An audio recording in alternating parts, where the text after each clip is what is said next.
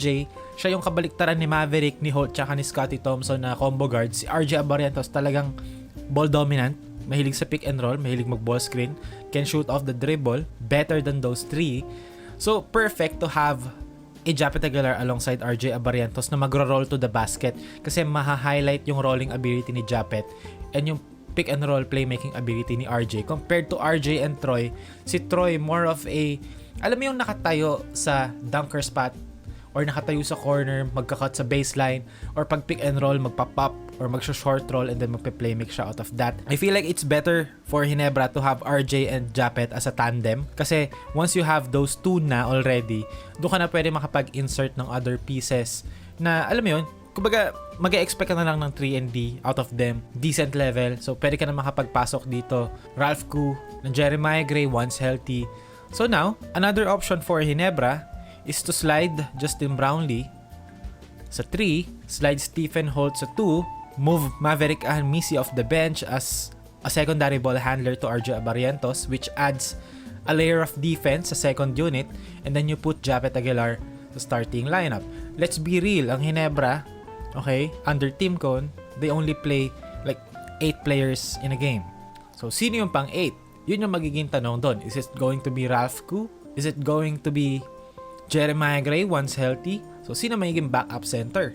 Once healthy na si Jaime Malonzo, you put Jaime Malonzo sa 4 spot kasi base sa nakikita ko, wala pa siya sa shape right now.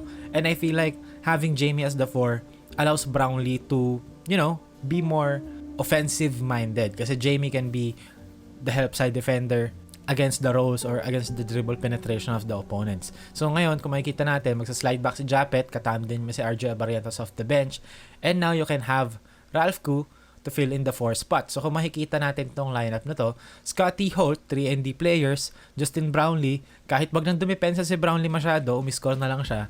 Okay, and then you have Jaime Malonzo, kapag healthy, can be the 4 and not a power forward role. Jaime Malonzo role. Okay, yung wing pa rin naman siya, nasa 4 spot lang. And you have Troy Rosario as the 5. This is more of a small ball lineup, pero not necessarily small kasi si Troy 6'7", Jamie 6'7", Brownlee 6'7", Holt 6'4", Scotty 6'1". So still a big lineup in comparison to the other teams kung tatanggalin yung import.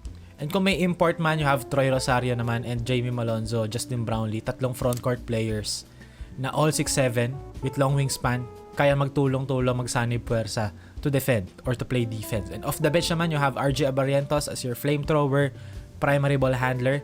You also have Maverick 𝗪𝗵𝗵𝗵𝗵𝗵, a 3&D guy. Yes, I can say that kasi last conference pinakita niya na ganun siya. And also can be the secondary ball handler for that lineup. Kumbaga same effect kay Stephen Holt. So kumbaga starting lineup meron kang Holt, secondary lineup meron kang Maverick 𝗪𝗵𝗵𝗵𝗵𝗵, similar player. And you have Jeremiah Gray na kumbaga kung tutuusin parang poor man's version ni Justin Brownlee na local in terms of play style. Yung a tall wing, can score in 3 levels, can play decent defense, diba? Has long wingspan, can shoot. And now, dito naman magkakaroon ng variety. You have 𝗪𝗪_𝗀 as your stretch 4 mala Joe Devance. And I honestly think na yung 𝗪𝗪_𝗀 last conference sa playoffs, he played a big part sa success nila kasi yung shooting niya and yung ability niya to make plays, make decisions quick. Ang laking bagay nun for them.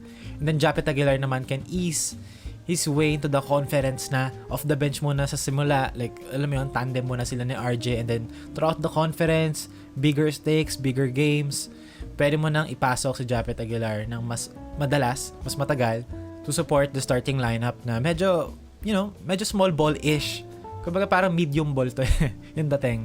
Diba? Hindi naman maliit sa Scotty, hindi naman maliit si Holt as a 2 guard. Justin Brownlee is not definitely a small forward. Jamie Malonzo, yes, kind of a, dapat wing kasi si Jamie pero nasa 4. Pero still, Jamie is still playing the 4 positions sa national team, so bakit hindi sa PBA? And then Troy Rosario can play the 5 naman. And since yung frontcourt naman nila lahat 6'7", that can compensate sa lack of height or lack of size, lack of girth, kumbaga, sa center position. And they can bring Japet naman off the bench if ever lang na yung matchup hindi pabor sa starting 5. And then, you also have a strong bench unit kasi balanced meron kang RJ Abarrientos who can dominate the ball. Now ngayon pag dinominate ni RJ yung bola, you have a 𝗵𝗵𝗵𝗵𝗵𝗵 to play off him as the big man. You have 𝗪𝗪_𝗀 who can stand around and make plays kapag nasa trail siya. You have Jeremiah Gray to park in the corner and magbigay ng handoff sa kanya if ever. And si Maya, hindi tayo sure kung bumalik. Kung bumalik man si Gray, softens the blow. And then 𝗪𝗪_𝗀 as the stretch 4, occasionally as the stretch 5 na small ball. So again, the addition of Troy Rosario helped Ginebra a lot in terms of their front court woes. And I feel like mas okay na ito kumpara sa last conference kasi at least you have another 6'7" guy who can be an inside presence offensively and defensively. So ayun, that's it.